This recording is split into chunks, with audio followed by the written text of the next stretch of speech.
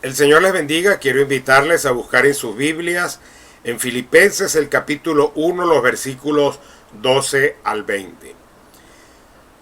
El apóstol Pablo estaba preso en Roma y muestra la sabiduría y la bondad de Dios en su sufrimiento, en sus padecimientos humanos. Esta condición de preso y la causa por la cual estaba preso le hizo conocido en el mundo tanto militar romano allá en la ciudad de Roma, haciendo que otras personas se interesaran por el Evangelio. Esta carta fue escrita en los años 60-63 después de Jesucristo.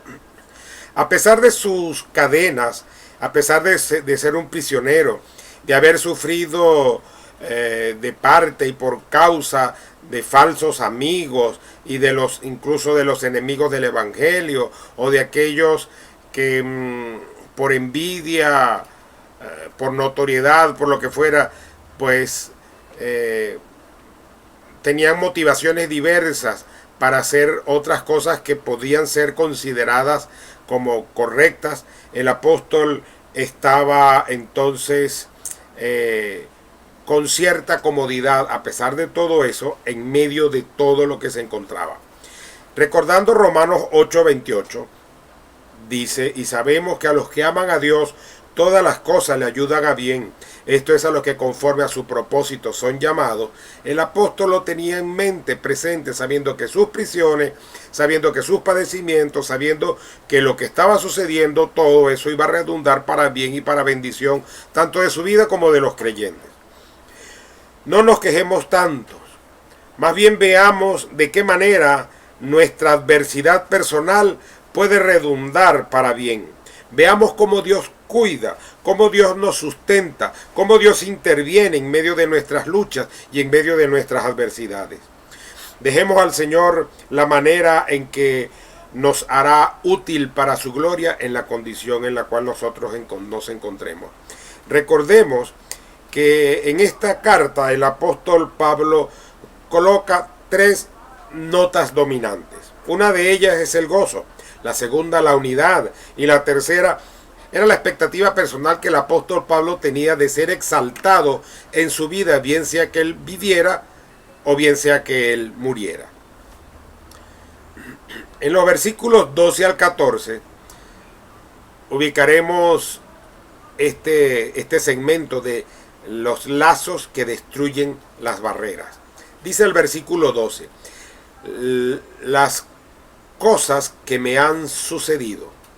Pablo, luego de haber vivido libre y de predicar el evangelio donde quiso en el mundo conocido, ahora se encontraba prisionero en Roma, encadenado, pero estaba atento al mover de Dios aún en medio de la adversidad o de la dificultad personal que él tenía.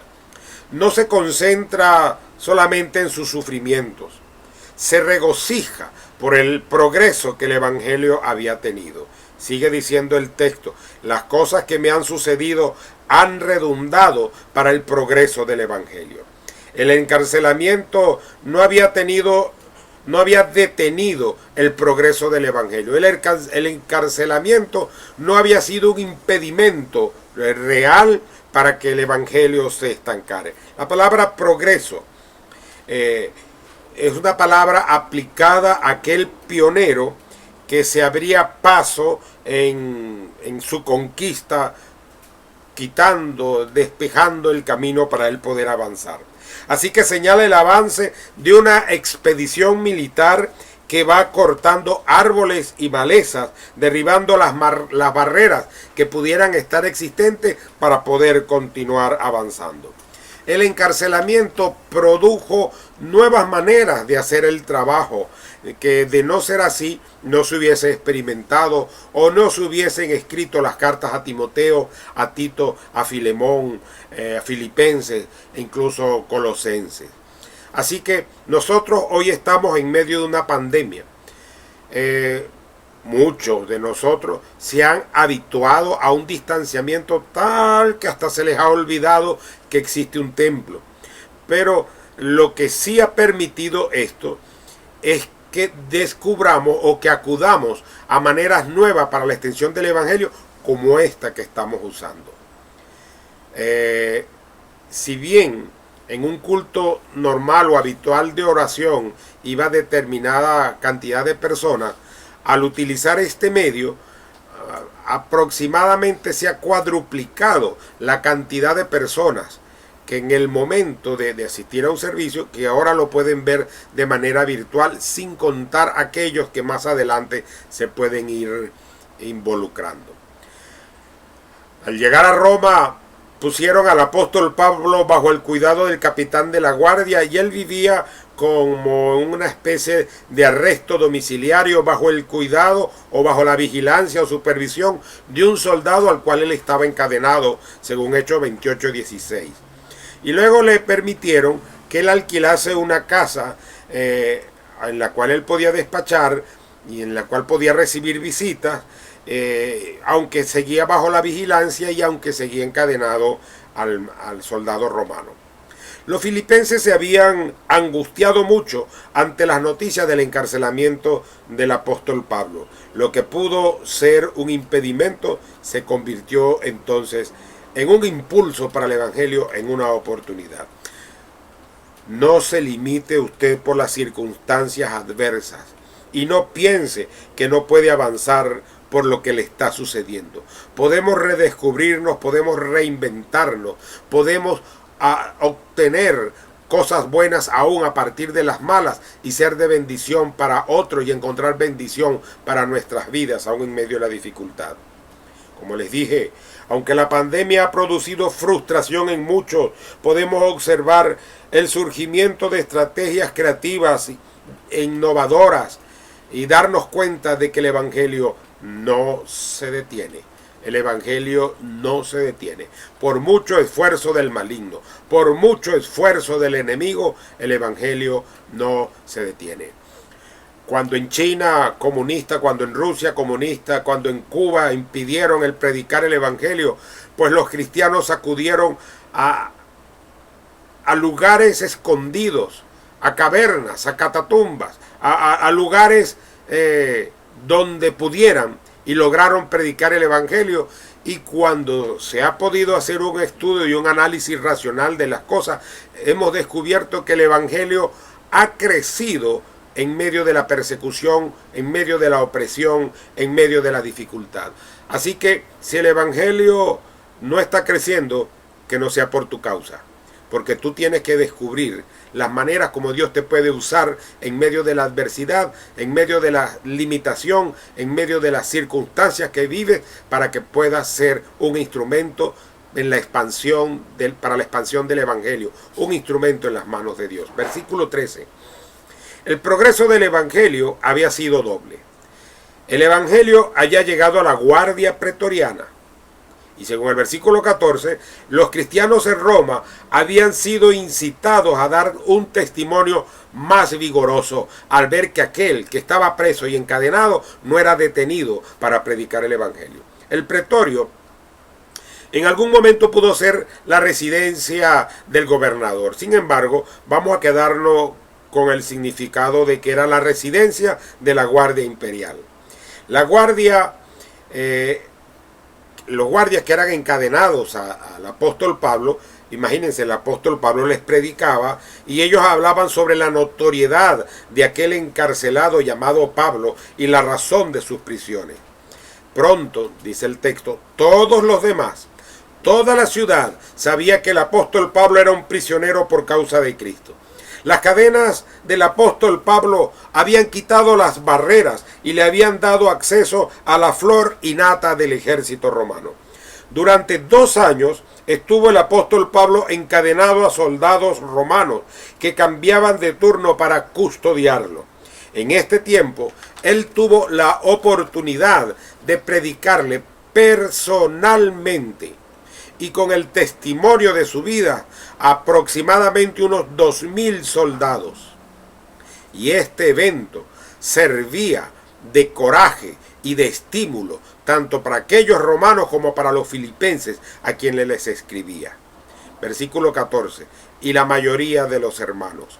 El ejemplo de Pablo inspiró a los creyentes romanos a predicar sin temor la palabra de Dios.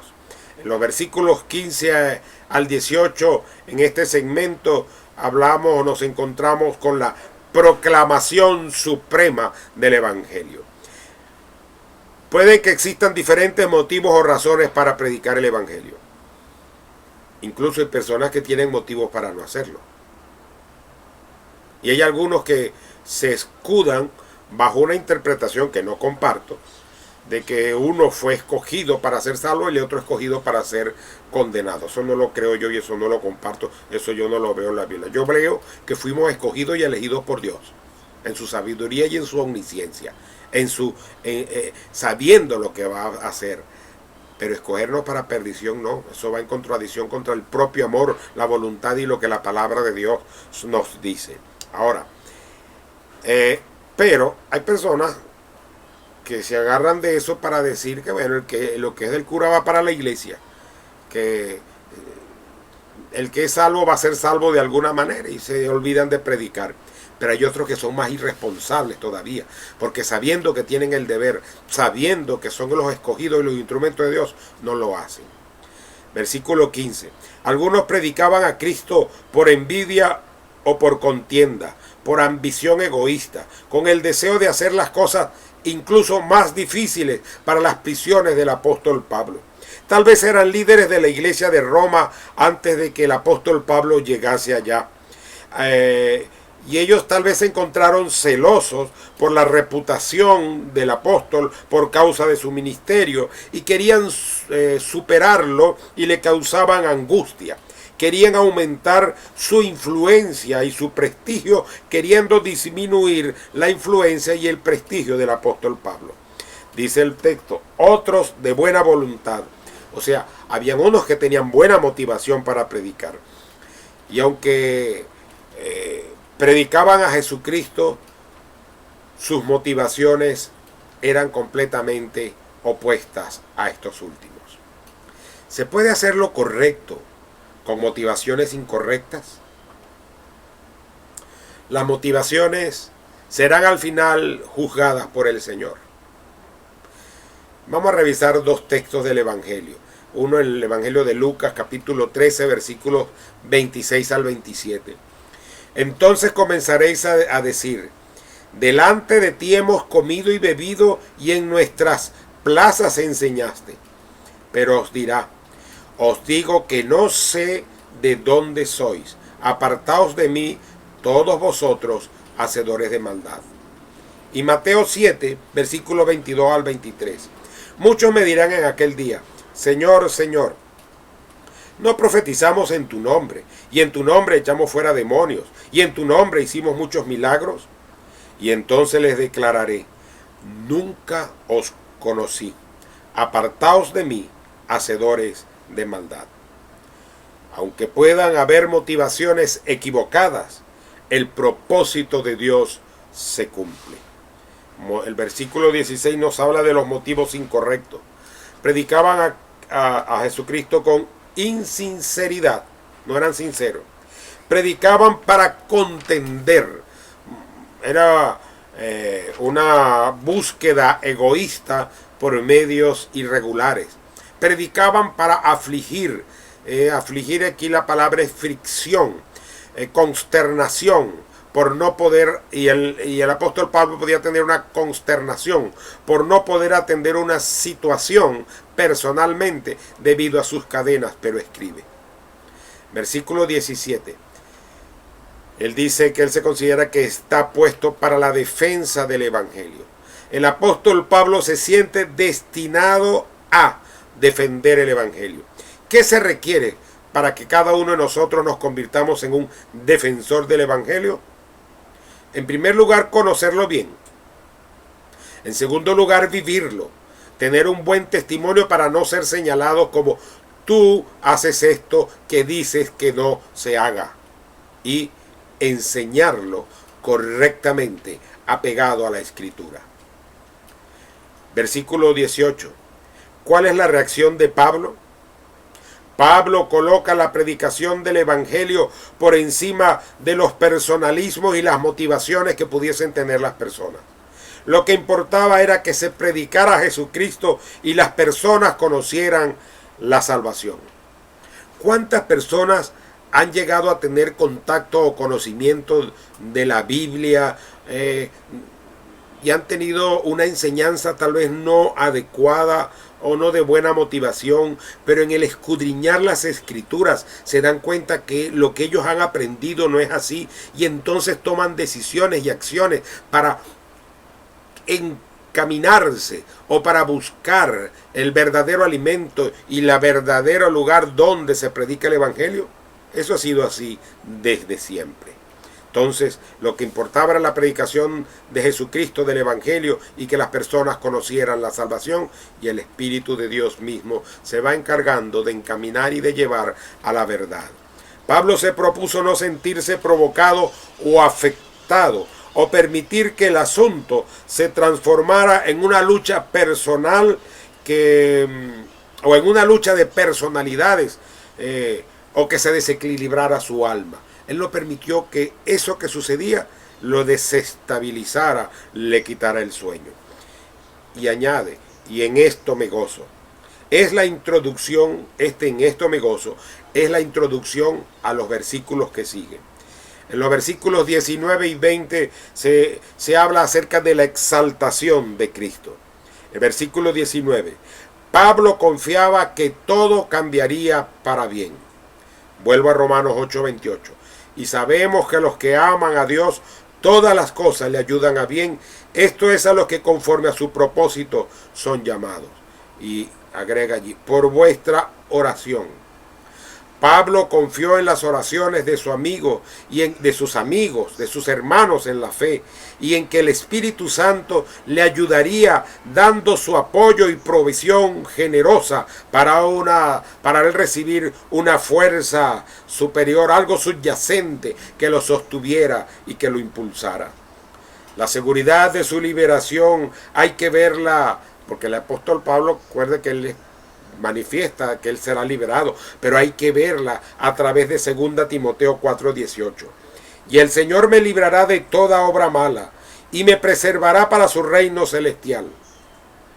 A él sea gloria por los siglos de los siglos. Amén. Su verdadera liberación en la gloria celestial. Pablo no confiaba en la absolución de un tribunal humano. Su vindicación está en la corte celestial. Versículo 20. Conforme a mi anhelo y esperanza. A mi anhelo y esperanza. Significa esforzarse hacia adelante con la cabeza extendida e implica dejar de lado todo interés. ¿Ha visto usted esas grabaciones de esas competencias atléticas de carrera de los 100, 200, 400 metros planos, y cómo las personas ya cuando van llegando a la meta se extienden esa cabeza hacia adelante? Ya bueno, esa era la idea. La ambición suprema de Pablo es que Cristo pudiera ser exaltado en su cuerpo, viviendo o muriendo, y que Cristo pudiera ser visto más claramente por otros en toda su plenitud. ¿Cuál es tu ambición suprema? ¿Cuál es el mayor deseo de tu vida? Aún sobre eso nos tocará dar cuentas. Y para concluir, hoy hemos visto que el Evangelio es indetenible, que a pesar de que suceda persecución, cárcel o problemas, todo redundará para beneficio de la extensión y desarrollo del reino de los cielos. Sin importar de las razones o de las motivaciones para predicar el Evangelio, Dios cumplirá su propósito, y esas motivaciones serán al final juzgadas por Dios, quien premiará o castigará. El Señor nos bendiga. Honramos tu nombre, oh Dios, y te glorificamos en este momento, reconociendo tu soberanía y tu grandeza. Confiamos que tu Espíritu Santo Obrará en nuestras vidas para que tu palabra se anide en nuestros corazones e incluso nos motivará y nos impulsará para que nosotros seamos mejores exponentes de tu palabra, para que vivamos el Evangelio, para que defendamos el Evangelio y para que propaguemos el Evangelio donde nosotros nos encontremos. Aviva el fuego, Señor, en nuestras vidas. Aviva el fuego de tu iglesia. Aviva a cada uno de nosotros y glorifícate en nuestras vidas. Y en Cristo Jesús te lo pedimos y damos gracias. Amén y amén.